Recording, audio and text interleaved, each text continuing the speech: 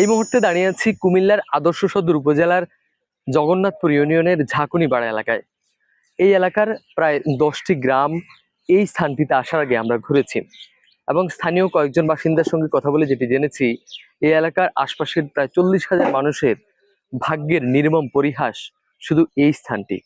আমরা এই মুহূর্তে দাঁড়িয়ে আছি বিবির বাজার স্থলবন্দর সংলগ্ন কুমিল্লা সিটি কর্পোরেশনের সবচেয়ে বড় ময়লার ডাম্পিং স্টেশনে।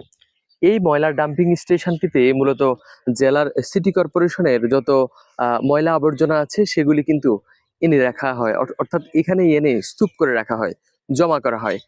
প্রায় 40 বছরের বেশি সময় ধরেই কুমিল্লা সিটি কর্পোরেশনের তৎকালীন পৌরসভা, পরে কুমিল্লা সিটি কর্পোরেশনের 27টি ওয়ার্ডের 275টি স্থান থেকে এই ডাম্পিং স্টেশনে 150 টনের বেশি কিন্তু ময়লা এই ডাম্পিং স্টেশনে ফেলা হয় প্রতিদিন। যে কারণে এই ডাম্পিং স্টেশনটি একরকম পাহাড়ের মতো বিস্তৃত হয়ে গেছে এবং উচ্চতায় কয়েক ফিট উঠে গেছে।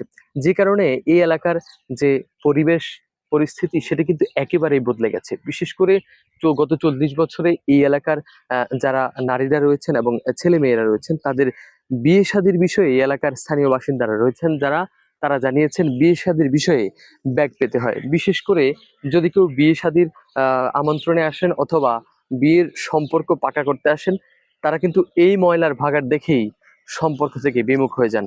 এমন অনেক নজির এই এলাকায় রয়েছে।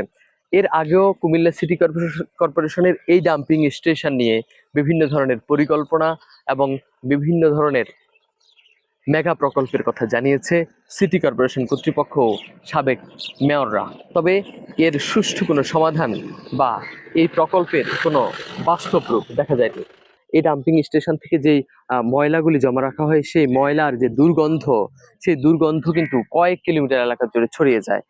যে কারণে এই এলাকার মানুষের যে ভোগান্তি সেটি কিন্তু কয়েক গুণ বেড়ে যায়।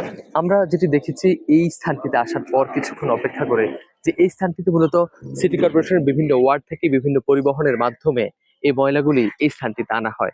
এর মধ্যে সবচেয়ে ভয়াবহ যে ব্যাপারটি সেটি হলো এই ডাম্পিং স্টেশনে একত্রে সকল ধরনের ময়লা রাখা হয়।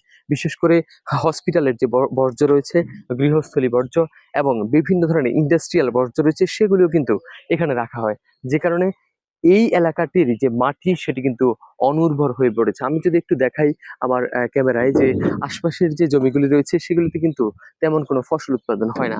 আর যে ফসলগুলি উৎপাদন হওয়ার কথা ছিল এই এলাকায়, সেটি কিন্তু প্লাস্টিক সহ বিভিন্ন ধরনের বর্জ্যের কারণে সেটি কিন্তু একেবারেই ব্যাহত হয়েছে। এই ডাম্পিং স্টেশনের ময়লাগুলি নিয়ে রিসাইকেলের একটি পরিকল্পনা গত সাবেক মেয়ররা করেছিলেন, কিন্তু সেই ডাম্পিং স্টেশনের যে পরিকল্পনা সেটি কিন্তু আর বাস্তবায়ন হয়নি। বিশেষ করে কুমিল্লা সিটি কর্পোরেশনের এই ডাম্পিং স্টেশনটি যদি রিসাইকেলের মাধ্যমে বিদ্যুৎ উৎপাদন করা যায়, তাহলে সেটি আশার আলো হতে পারে বলে জানিয়েছেন অনেকে। তবে এর কোনো সঠিক সমাধান এখন পর্যন্ত দেয়া যায়নি।